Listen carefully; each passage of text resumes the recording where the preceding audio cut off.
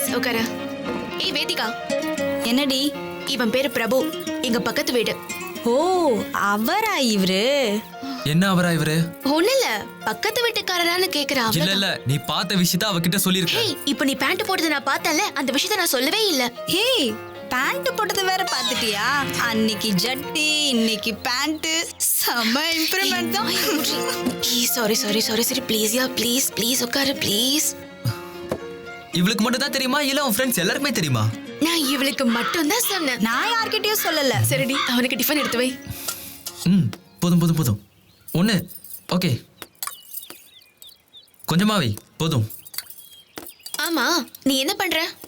சாப்பிட்ற?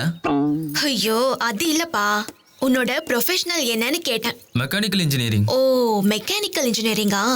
நான் எங்க வீட்டுக்கு ஒரே பொண்ணு, செல்ல பொண்ணு. ஃபேஷன் டிசைனிங் படிக்கிறேன் ஸ்ரீதேவி காலேஜ்ல. 6 o'clock எழுந்திருச்சிருவேன். என்ன எல்லாத்தையும் ஒப்பிக்கிறா? ஒருவேளை சிக்னல் கொடுக்கறாளோ?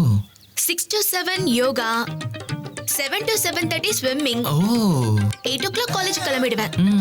அப்புறம் 4:30க்கு காலேஜ் முடிஞ்ச உடனே ஃப்ரெண்ட்ஸ் கூட காஃபி ஷாப்க்கு போயிடுவேன்.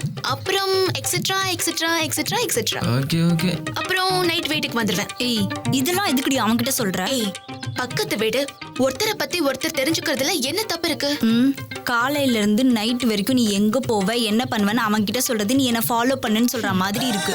என்ன எதுக்கு ஃபாலோ பண்ணணும்? கரெக்ட் பண்ணதான். வாய் மூடு. ஹாய். என்னடி வீடெல்லாம் சுத்தி பாத்தீங்களா? அத விடு. ஆமா, நீ பப்பி ஷேமா பார்த்த பாட்டு யாரு? அது உனக்கு எப்படி தெரியும்? நான் Facebookல பார்த்தேன். Facebookா? ஐயோ, நான் போடல. நீ போடல, வேதிகா போட்டா. ஆனா ஸ்டில் சூப்பர். ஸ்டில்லா? நான் எதுவும் எடுக்கல. நான் தாண்டி கிரியேட் பண்ணேன். ஏய், எதை கிரியேட் பண்ணனும் விவஸ்தை இல்ல? ஆமா, சார் இதுக்கு இவ்வளவு டென்ஷன் ஆகுறாரு? ஓ, கார்த்திகா பார்த்த பப்பி பாட்டியே இவர்தான். கூட்டிட்டு வந்து அசிங்கப்படுத்திட்டாளே.